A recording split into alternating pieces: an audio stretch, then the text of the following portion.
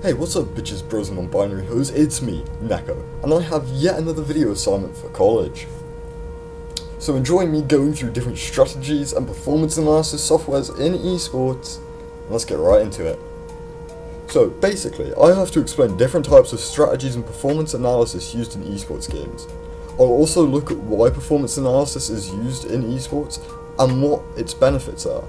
Finally, I'll compare different types of performance analysis methods on eSports games, and oh yeah, I'll also have to review some professional gameplay, but we'll get to that later. In eSports, a strategy is a method employed by a team or an individual that will help them gain the upper hand against their opponents.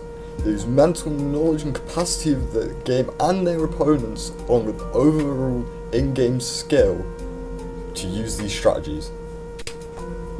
So firstly, we've got a split. And no, this isn't what you do in gymnastics.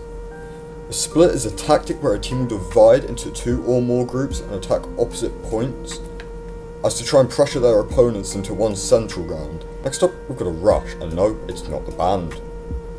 A rush is a strategy used when a team wants to gain control of an objective where they, as it states, rush. They just run in. A funnel.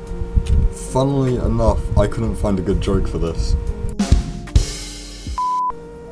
Funnel is a strategy used in games where players will all push down an area, such as an alleyway or a corridor, to once again apply pressure to their opponents.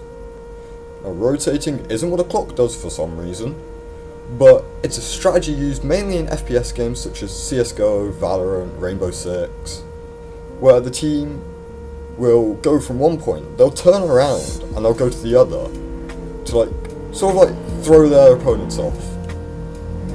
Flank, there's not a joke for this either, so make one up again. But it's a strategy used in most shooter games, where a single player will go around the back of the opposing team and use the element of surprise to try taking them out. Holding is not, we're not talking about the beer unfortunately, that would be nice, but hold is where a team or a player will just sit on an objective and just stay there. It's not camping because it's not scummy. You call this putting up a fight? And finally, we've got clear, which isn't what I do to my browsing history. But it's where a part of the map will be checked by a team for opponents, and if there are some, they'll be neutralised. They'll be out of there like my dad was when I was born. Then they'll go to gain some other control over the map. Alright, so what I'm doing here is known as holding. Basically what this means is I'm purposely watching the objective and staying there to make a somewhat safe area for my team, just in case we have to fall back somewhere. Alright, so you've just seen some holding. What I'm doing here is called clearing. So me and my teammate without comms somehow managed to realise we should just clear this side of the map and make it a safe haven, almost like a stronghold in a way. And this will help us to gain control of the map, because if we already control half of it, we just need to push forwards. And then, if we need to, we'll reverse the roles and make the enemies vulnerable, and make sure they can't check the cameras, and we can by using our drones. So, as you can see, the enemy tried to flank us, but little did they know I was already flanking. Well, then it doesn't count. My video, my rules. Get over it. So now we've got a rush. Once again, no, it isn't the band, okay? And, you know, since the Siege community is definitely welcoming and not at all toxic whatsoever. I don't know why you'd think that. No.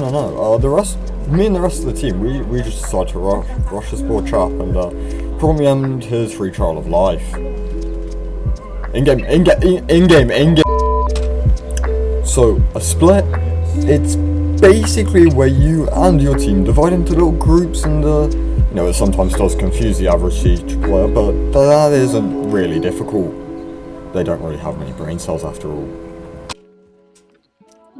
So, what is performance analysis?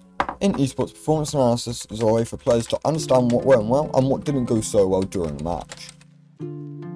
It can be used to figure out what areas a team or individual can improve, and is an overall incredibly helpful tool if you want to improve yourself. So, why is it used? Performance analysis is used in eSports for a number of reasons. The main reasons for using performance analysis are to know your strengths and weaknesses, to know what areas to improve on, and for a team to know their players' best abilities. Certain trackers like R6 Tracker will also allow you to see your opponent's most likely picks so that you can have an idea on what operators to ban during Siege's ban phase. So, what are the benefits of using it? There are many benefits for using performance analysis in esports. For example, it can help you to identify areas for improvement as well as allow you to identify your strong points. Certain trackers like R6 Tracker help you to know your opponent's weaknesses as well. This will allow your team to have an upper hand when in the banning phase of an R6 game.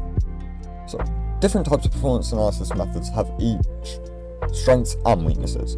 For example, a game's built-in tracker has a highly limited range of what stats you see whilst in the match. However, third-party trackers give you access to a much larger range of stats visible in the match via the scoreboard. Players should train with aim labs as to improve his reaction time and accuracy to win one-on-one gunfights. Using training presets such as Bomb Spot Clear can help him to improve his reaction time and accuracy in a more so familiar and similar environment to a siege map.